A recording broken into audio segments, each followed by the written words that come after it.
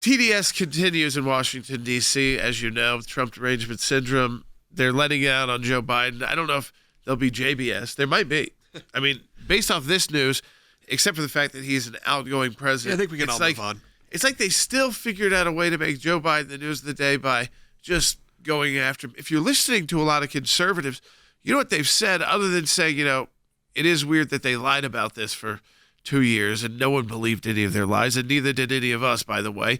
If what they were saying, because they were hoping at that time those trials, remember, were supposed to be done. Yeah, well, they kept asking. I think the reason you have maybe the more conservative-leaning news people asking Karine Jean-Pierre over and over, even though she has said no over and over and over again, is because we knew this is where it was going. Supposedly she's tried to spin it already. I think she put out some kind of statement. I have not seen it yet. Hey, T, will you go look for this? Because she's tried to put out a statement that this does not actually contradict what she had been saying for the podium. And I would love to read how that is possible. She was asked on Air Force One. We have a soundbite from this morning.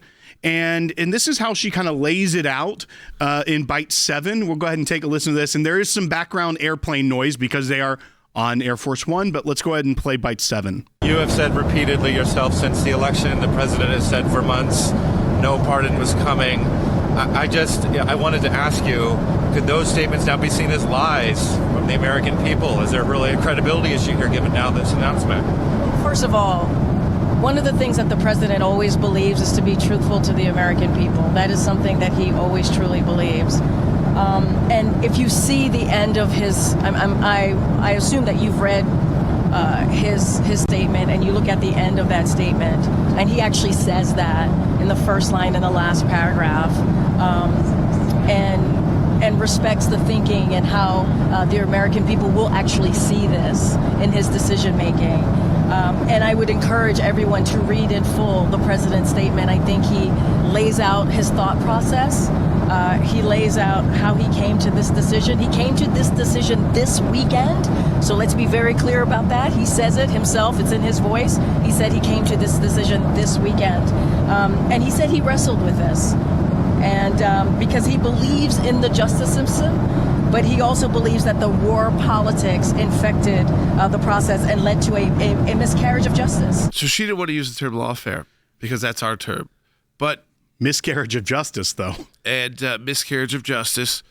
The idea is, listen, she's put in a difficult spot because she was told by Joe Biden over and over. I don't know why she's even still there. The moment Joe Biden was pushed out, if I was Karine Jean-Pierre, I would say this is take your MSNBC contract. This is going to be a mess. Yes, absolutely. This hasn't happened before. He's probably very unhappy, and that means on things like this that aren't going to endanger the American people. I'm not saying, that he is going to make up his own mind. He doesn't care about what his advisors have to say. This is the end of his political career. Yeah, you have to remember that she's not the one to blame for the actual messaging point. No. They've given her that messaging point for years. She now has to be the person who has to go clean it up. Unfortunately, that is the role of being the press secretary and having these conversations. Why it's very important. If I was her, I would have resigned that day and moved on. Yeah, the day he told her. He told her, yeah. Maybe he told her that because she said this weekend. If she knew it this weekend, I would have said, Mr. President, I went out there 25 times. Yeah. I said this for you. That's what you told me. I'm not even disagreeing with your move. I'd like to just hand this over to someone else to take the questions because I'm going to get beat up, 40 days. Which is going to make you look bad. Absolutely. And instead, though, this White House, because they never wanted Joe Biden to be running things, it's like they're upset the one time he actually made a decision. Right. Probably twice. Probably when he endorsed Kamala Harris and probably this situation here. And just again, because we like to be fair, honest, and truthful to you here, we don't spin things. We don't put a lot of, if it's, again, it's not that you don't know where we are politically, where we are, legally, but when we do talk about the power of the pardon, it is a basically limitless power. It is a limitless power when it comes to federal offenses. And let me just read it to you again and how you interpret it that way. Article 2, Section 2, Clause 1. So this is, again, very early in the presidential powers in the U.S. Constitution. And that Clause 1 says, that's talking about the president, shall have the power to grant reprieves and pardons for offenses against the United States. Those are federal crimes, except in cases of impeachment. So you can't pardon yourself from impeachment, which is the only way Congress has to remove a president who they believe is violating the law or dangerous to the country, which we've also seen be politicized. I would hope, learning from this experience from the Democrats about what Joe Biden just did and the future for the next 4 years, that they don't waste all of the American people's times on impeachment, which honestly, if you look back on, distracted the U.S. government from being able to focus on COVID. And Jordan, I would also bring up that the people on the left that are all of a sudden terrified that this sets a precedent that Trump will now be able to pardon people on January 6th that were maybe on the Capitol that day. And we've seen how broad the federal government went after people that may have even just been in the vicinity of the Capitol on that day.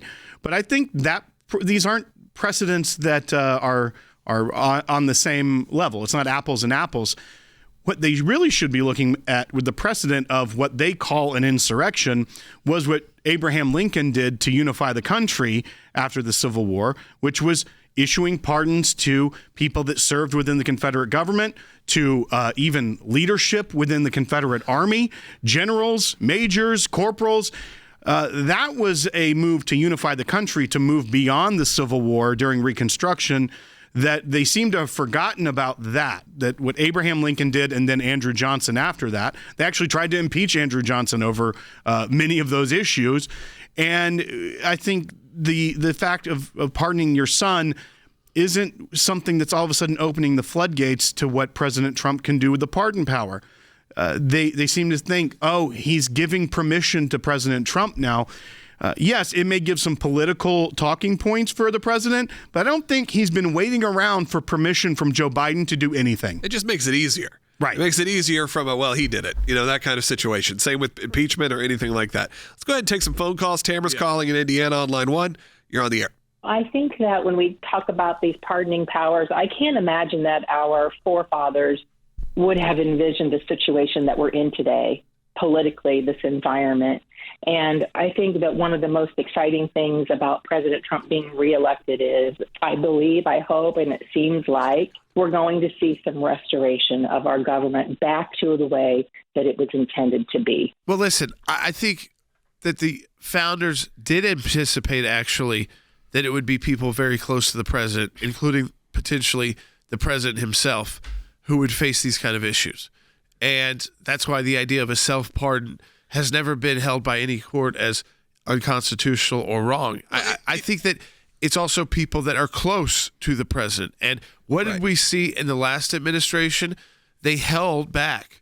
So what they did was they waited till President Trump was out of office, and then they started filing federal lawsuits against everybody who was close to him. It's easy to frame our mind around current day politics and not look back hundreds of years. But remember what they were dealing with, and remember also what they were dealing Civil with War. In terms of all the other countries that were in upheaval at the same time, that were having revolutions, that were, whether it was in France or anywhere where things were happening specifically to families of people. So I don't know if that's necessarily true. I think in modern politics you can look that way. But even so, if you look even to the last, in our lifetime, plenty of family members, plenty of people. Roger Clinton was pardoned by Bill Clinton in the final days for drug-related offenses. That was his half-brother.